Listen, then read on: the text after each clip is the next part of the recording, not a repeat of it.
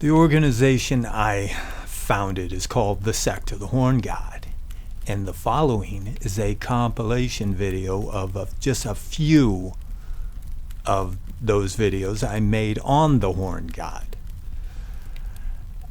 Because it is a compilation, the volume may vary somewhat. Thank you.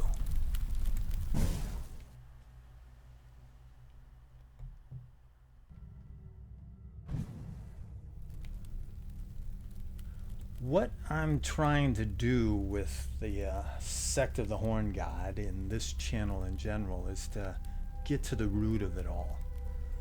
I've always been the type that likes to dig deep to discover the core truth behind any given subject. And this is reflected in my interest in history, anthropology, genealogy, and so on. I like to go back in time. And the occult is no different. For example, what are the primal roots of Western occultic knowledge, and for that matter, the roots of the left-hand path?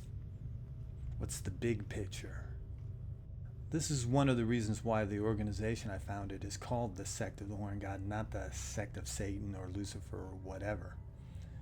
I'm casting a wider net, thus attempting to pull up more than just the contemporary left-hand path practices. For example, is there a common Indo-European horn god that connects Cernunnos of the Celts to Pashupati of the Hindus? They look very similar and with similar attributes.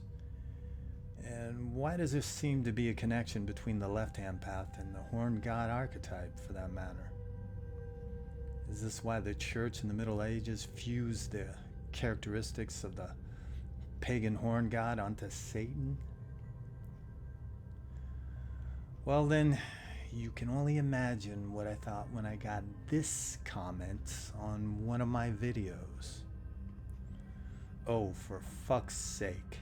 The ancient horn god of various pagan religions predates the Abrahamic figure of Satan by thousands of years and have nothing to do with him in any regard. If Christians and Satanists alike wish to think otherwise, they'll be all the poorer for it. Wow. I don't know where to begin with this. Yeah, I do. How about this quote by Anton LaVey?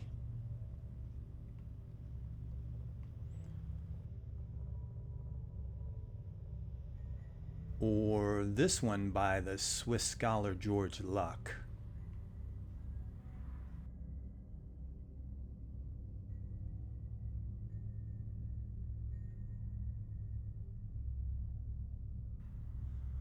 Or maybe how the 5,000-year-old horn god Pashupati is known as Proto-Shiva, Shiva the preeminent god of the eastern left-hand path. Or how the horn god reflects the carnal aspects of humankind.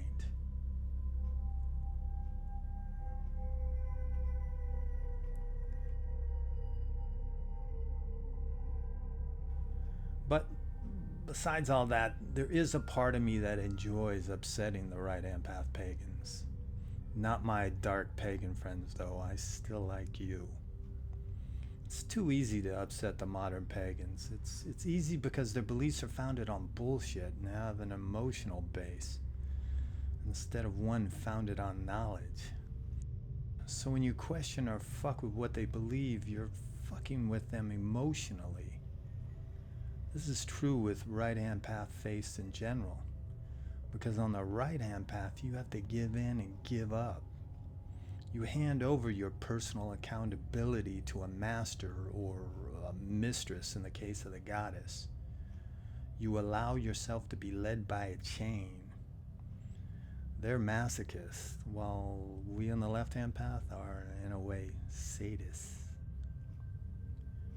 Now, thinking about it, I don't know if this person is actually a pagan or not, but it doesn't matter. Obviously, they are more knowledgeable than I, and she's given me a stern lesson. But did I learn anything from her? Nah, not really. Truthfully, she just gave me a topic for a new video. Thanks.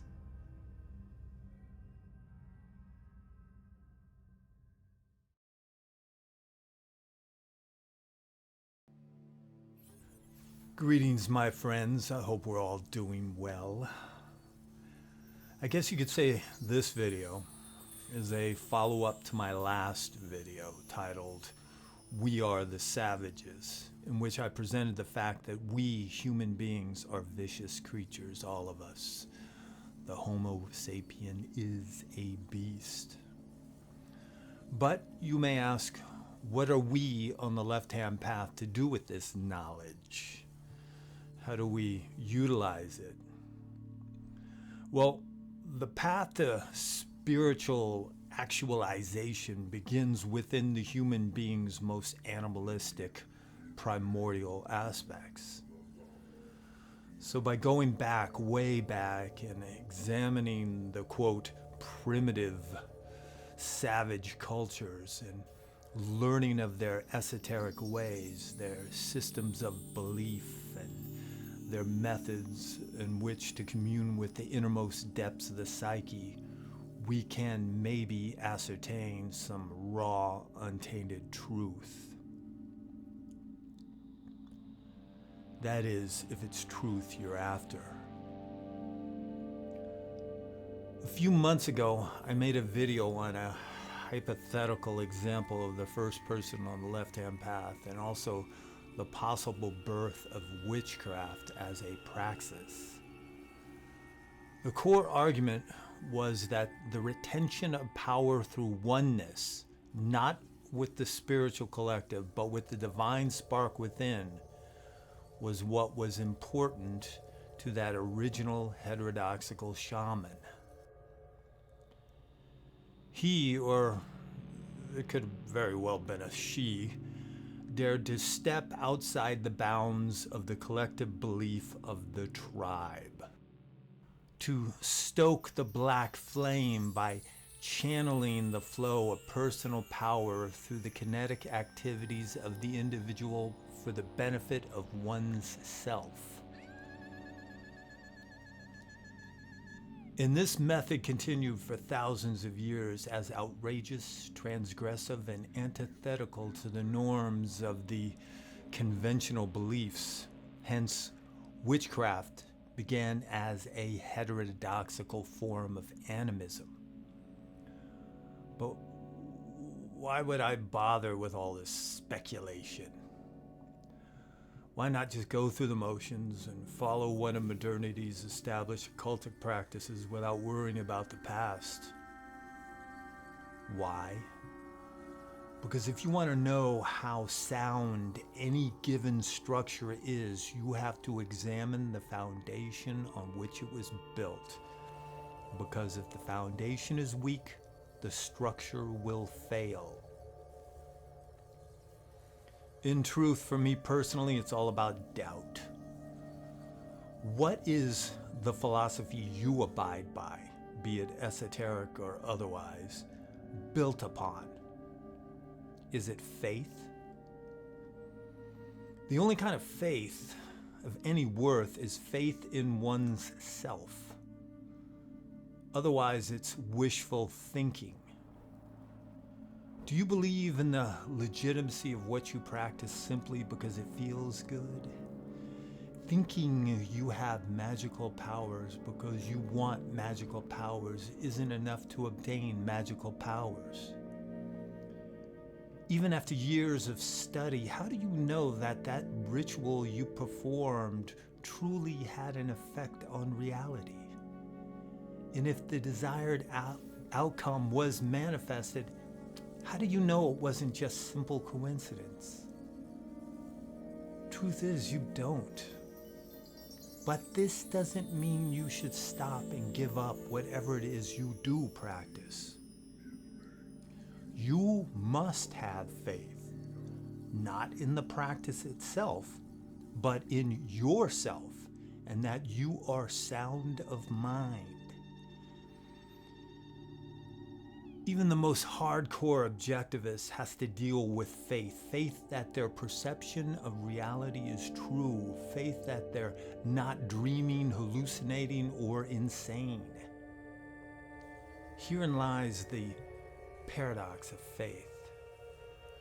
Faith is the ability to ignore your doubts, and I'm personally ignoring my doubts anytime I voice my opinion on sinisterism. Now, there are different forms of sinisterism, and the version I practice is primordialism, because I want to evaluate the foundation. I want to make sure it's strong and it is sound. I delve into the past to hopefully awaken genetic memories, that ancient ancestral knowledge that is at the source of divine gnosis. This, I believe, is what gnosis truly is, a resurfacing of knowledge through ritual and or meditation, buried within the psyche, buried within the very genetic makeup of the human being. These revelations don't come from on high, but from down low. And we, on the left-hand path, must go as low as possible to face the abyss, which not many are willing to do. The abysmal visage of the primordial depths is a horror that is incomprehensible. It is staring into the eyes of Leviathan and experiencing that inscrutable horror, that blankness, that emptiness that tears at the soul. A sensation far more horrible than the fear of death. What we're doing, we're endeavoring to outmonster the monster. Otherwise, the beast is free to crawl forth from the open conduit created by the hollowness of the soul and wreak havoc. A beast that should not be ignored. But due to these primal fears that are difficult to shake, we have anthropomorphized the beast to better commune with it. Hence the horned god. Besides maybe the sun, he is the most primal of gods, not only historically, but psychologically, dating back to the Paleolithic. The essence of that first horn god carved into a cave wall lives within our collective memories. And here is the first example of one daring not to tame the beast, but to utilize its power. So with the organization, the Sect of the Horn God, we dare to bring forth a rejuvenation of that primal archetype in direct opposition to the modern interpretation. Because what modernity has done is attempt to tame the beast and domesticate this god of primordial wrath while ignoring the truth. The truth that their version of the horn god is a lie. Also ignoring the fact that many of those gods they cherish, the neo-pagans cherish, have roots in the primordial horned deity. In their raw forms, these gods were not compassionate father figures, but representations of the beast.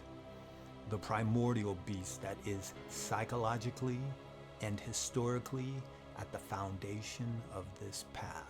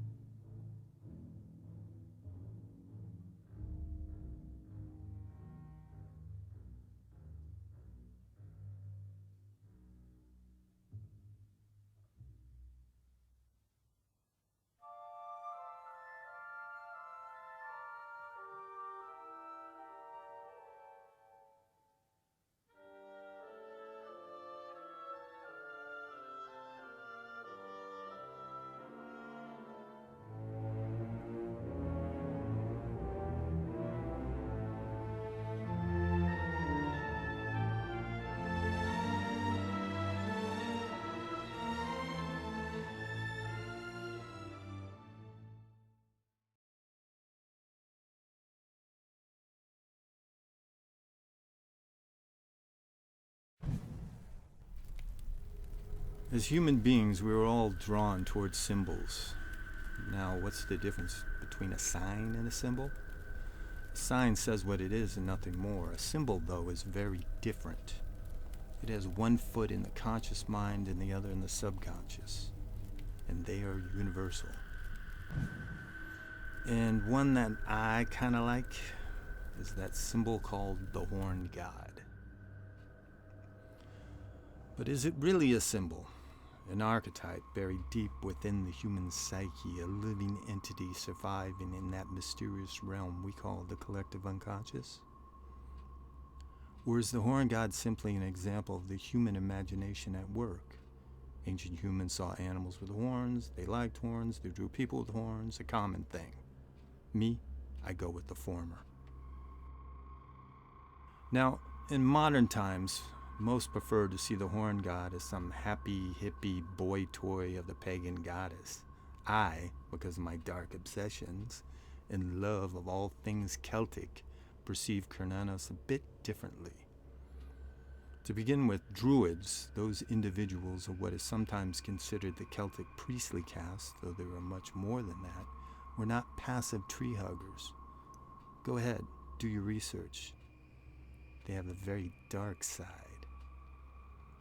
And from what we have come to know, the Horned God was revered by them, and by many other cultures.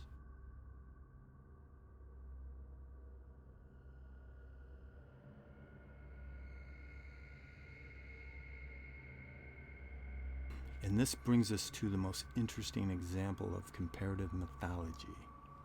That connection between Cernunnos and another well-known horned deity. In India, we find a horned god more ancient than Cernunnos Pan or Faunus.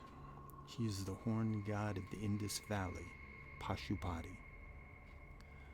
The most common image of Pashupati shows him horned, seated in a lotus position, surrounded by animals, as is the most common image of Cernunnos from the 2,000-year-old Gundestrup cauldron. But there is a 3,000-year-old gap between these two images, Pashupati dating from roughly 3,000 years BCE. Now, is this an example of racial memory, the collective unconscious, or do they both stem from a long-forgotten Indo-European horned god? Who knows? But here's what really fires my imagination. Over the centuries, the image of Pashupati evolved into Shiva, Shiva the Destroyer, the preeminent god of the left-hand path in Hindu traditions. The horned god here in the West?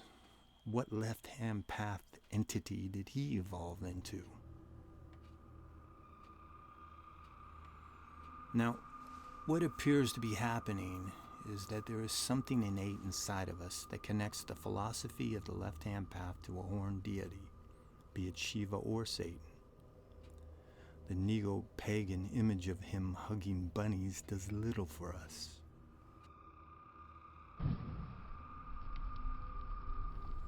It's the Stygian image of this most primitive of examples of the divine that we're drawn to. There is something about the feral strength and carnal aspects of the horned god that works as a psychic aid, a knowledgeable guide on the path.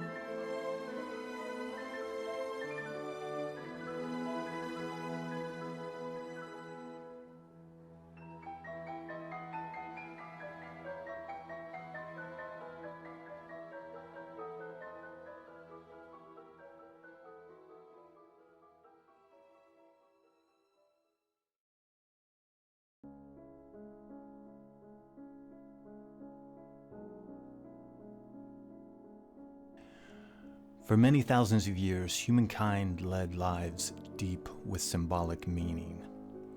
The gods were everywhere and in everything. They are the aspects of being greater than us.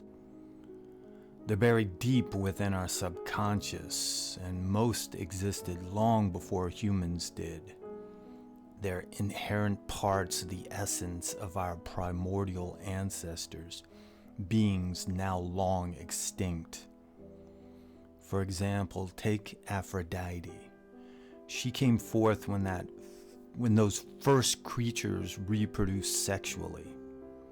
Ares came about when that reptilian ancestor of ours killed another of its kind out of anger.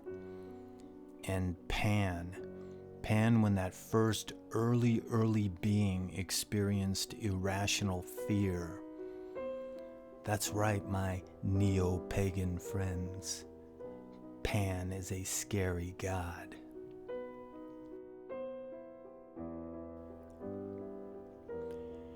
Even if one were to recognize the character inversion employed by changing Pan, the good guy, into Satan, the bad guy, why reject an old friend just because he bears a new name and unjustified stigma? That quote by Anton LaVey was an influence on the origins of the Sect of the Horn God. I love it because it bridges the gap between the pagan and satanic worlds.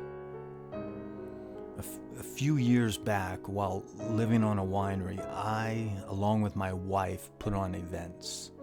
One of them was a pagan festival, and I couldn't help but notice that among the New Age types, Pan was a popular god, considered one of the major incarnations of the horn god archetype. Now, most of you pagans see him as a happy-go-lucky, sometimes mischievous harvest god who frolics with nymphs. But the truth is, there's a good reason that the early Christians of Europe made him synonymous with Satan. It's said that Pan had a dark, angry side and a shout that instilled fear and dread. Where do you think the word panic comes from? Pan, like all pagan gods, has a dark side, a side that has more in common with some rapists like Harvey Weinstein than, let's say, Mr. Rogers.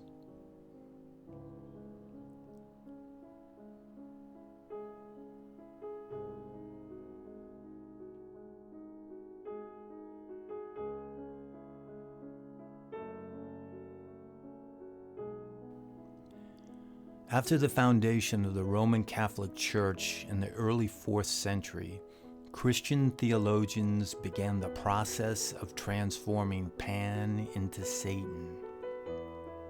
And this demonization was no accident, it was deliberate. Pan was more than a nature god. He was a lusty, phallic deity who represented carnal desires. And as a favorite god of the ancient Greeks, he wasn't worshipped in temples, but instead in caves or grottos. It's said that there were more dedications to him than any other Greek god. To be blunt, the Greeks liked to fuck, and fucking didn't have the stigma it has in our modern Christian-influenced Western world. The great god Pan, according to most sources, was the son of Hermes and a daughter of one of Apollo's sons. Some, though, claim that his father was Zeus and his mother was either a nymph or a goat. That's right, Zeus, king of the gods, possibly fornicated with a goat. But I digress. When Pan's mother saw him for the first time with the horns, ears, tail, legs of a goat, she freaked and ran off. Hermes, however, could not have been happier. He was so proud of the little bastard, he took him to Olympus and showed him off to the other immortals. Being a lewd and lecherous creature. He spent most of his time roaming the mountain ranges of Greece, chasing nymphs, boys, goats, whatever.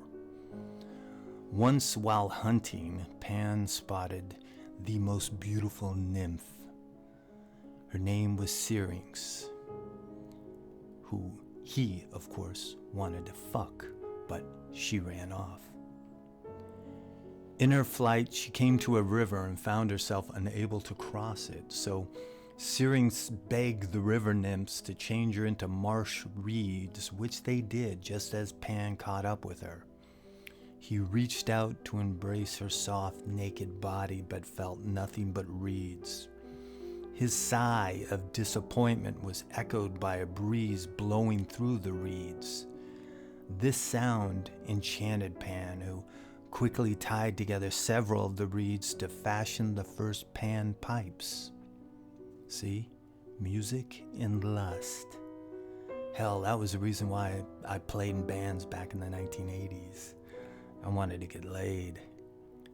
Even back then, I was praying to Pan whether I realized it or not. See this woman? She claims she's been communing with Pan for years.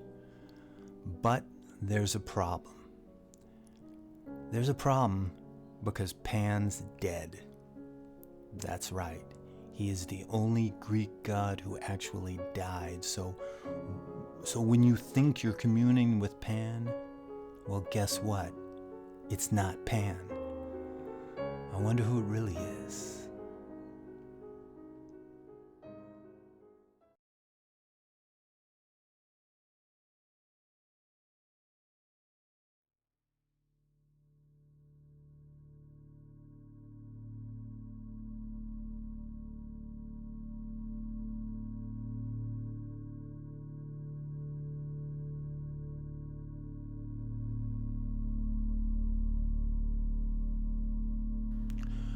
You guys say you don't worship gods, right? But you, Thomas, are one of the founders of the Sect of the Horn God. Is that a sarcastic name? To begin with, in no disrespect, but I am the founder, not one of the founders. And second, this gives me an opportunity to address something I've been wanting to, not so much for you who asked the question, but for our members. The T in the Sect of the Horn God is always capitalized.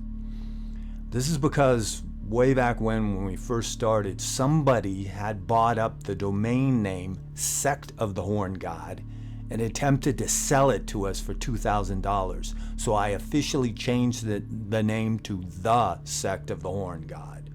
So, to you members, always capitalize the T in the. Thank you. Anyway, my answer to her question was, the horn god is an archetype. Her response was, Thomas LeRoy, thank you for replying, and an archetype is like a symbol. So the term horn god is one of the symbols of the type of Satanism you follow? Okay, to begin with, the sect isn't necessarily satanic because not all of our members are Satanists. For example, we also have sinisterous heathens, dark pagans, Dionysians, Luciferians, Setians, Odinists, and even some of those who identify as left-hand path Hindus. And to answer your question, archetypes are much more than symbols. Symbols are important. They speak the language of the subconscious, a language that's not always understood by the ego mind. Archetypes, on the other hand, are much more complex than symbols. Even though they're often interpreted as simple patterns or inherited ideas, on a deeper level, they're much more than that. They're forces or currents that emanate from the collective unconscious. These currents have no faces, no anthropomorphized identity, but for us to identify with them, we give them faces or masks, the avatars of the archetypes, if you will. Now, what I've attempted to do from the very beginning of this organization is to get to the root of it all.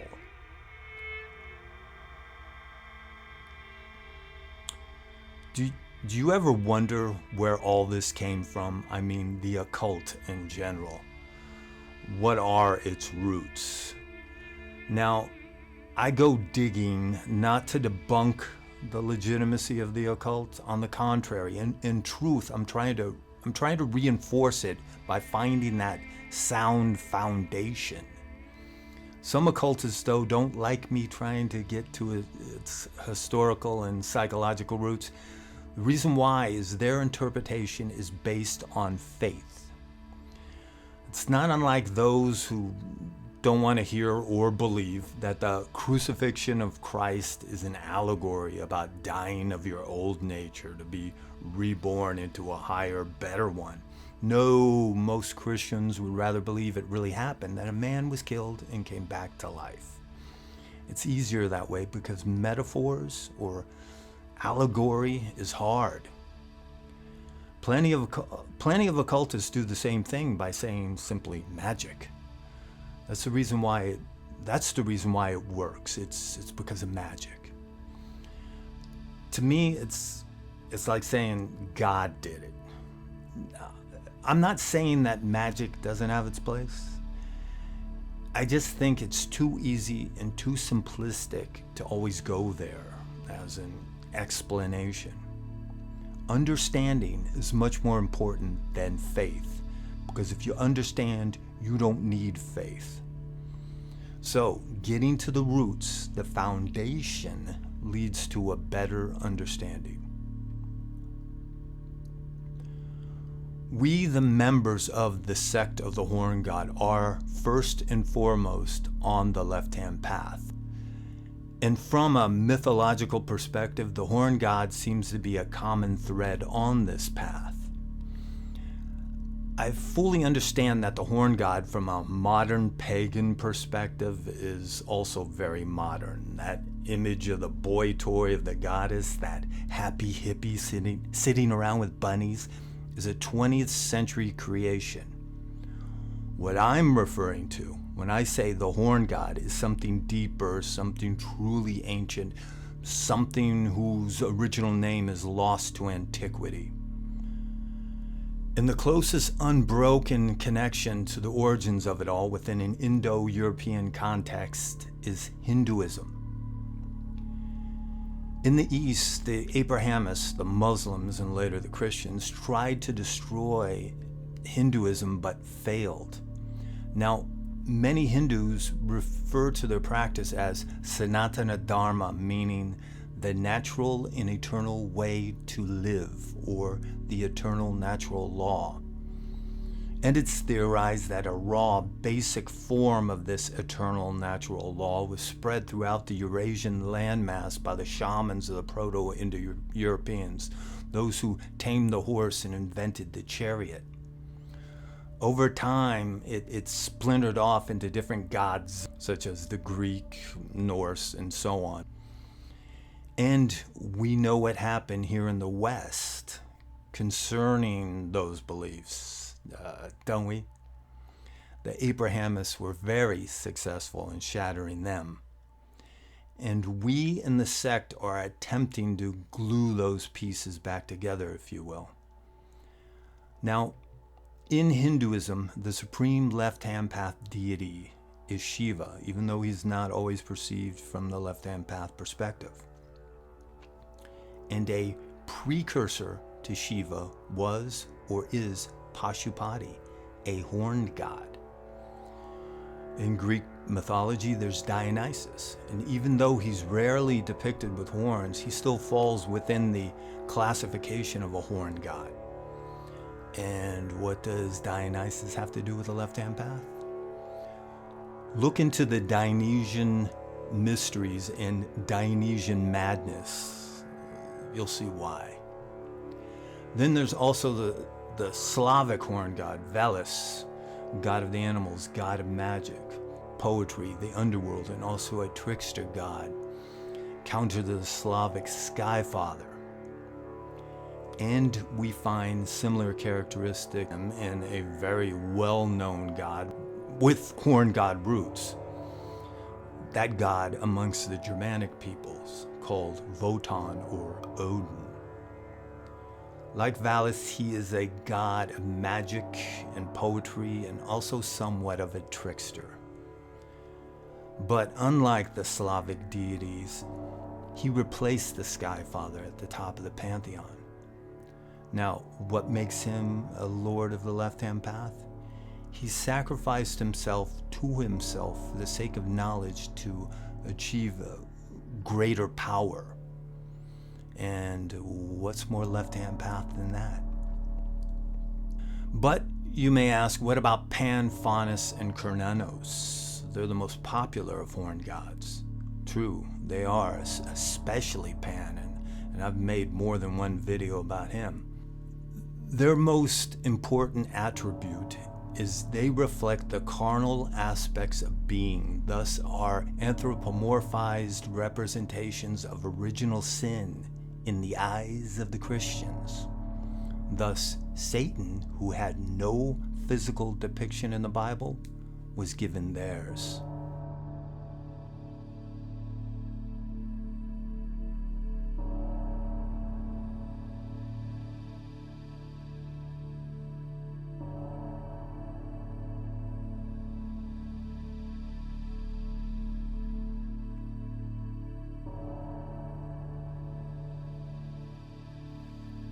In conclusion, my friends, the horn god represents the primal power of nature, the human as animal, the beast within us all. He has been called the god of the witches, guardians of all things untamed, lord of shadows, master of darkness, and the devil by the church. He is the antithesis of all that the Christians saw or see as holy, for he represents power, lust, death, and knowledge.